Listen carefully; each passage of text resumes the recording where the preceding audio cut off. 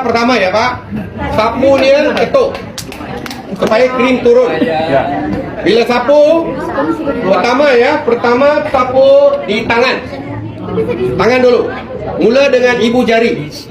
Ibu jari ini jaga otak. Mau pintar ya, mau ada memori bagus ya. Ini kena urut. Lepas tu urut setiap jari. Setiap jari tengah-tengah picit. Picit kurang lebih 15 saat. Picit saja. Lepas tu dah oles sebelah sini pula. Sebelah sini dia punya ibu jari. Lepas tu jari kecil semua. Lepas tu tengah-tengah. Picit 15 saat. Lepas tu hidup. Hirup. Bisa boleh hirup dulu pun tak apa. Cuma mesti hirup supaya tenaga masuk. Rosemary masuk. Dia punya rosemary oil. Ya, untuk minyak dia, bau dia. Untuk terapikan badan kita dan otak kita, gelombang otak kita. Faham Bisa tidur dengan lebih aman. Okey, ini step pertama ya. Step kedua. Cuba tengok step kedua. Langkah 2.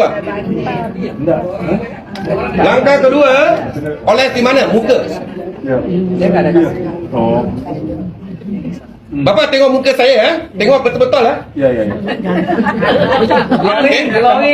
Glowing, ganteng. Dah nampak merah-merah? Dah merah-merah? Blood circulation sudah masuk. Ya, telinga saya sudah merah sebab ada tenaga sudah masuk. Lepas tu di kiri.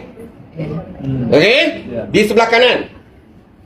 Okey, lepas tu di tengah-tengah kita punya belakang sini, tengkuk, kita gunakan tangan begini, tepuk. Lepas tu tepuk sini. Lepas tu Goyang. okey, kalau anda buat macam ini, Bapak akan sihat, tidak ada masalah migrain, otak pun lebih pintar, lebih bijak. Kalau saya bercakap, Bapak akan dengar 10 perkataan, semua bisa dengar. Ada orang saya cakap, dia cuma dengar 3 perkataan.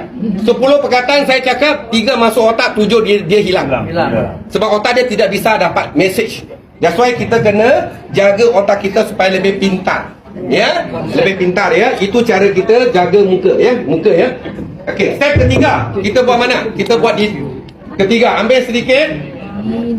Kita buat di mana? Di tapak kaki. Telapak kaki. Telapak kaki bawah ini sapu. Oles start dengan jempol. Ya. Ini untuk fokus, untuk otak, untuk bijak, untuk tidur. Untuk yang migrain, untuk yang ada masalah high blood pressure. Lepas tu setiap jari kecil di bawah ya, telapak kaki. Ini semuanya kena gosok. Lepas tu tengah-tengah ini hati. Hati untuk buang toksik. Picit macam tadi. Tapi picit di telapak kaki ya. Okey, lepas tu buat di sebelah kanan. 3 step untuk semua orang.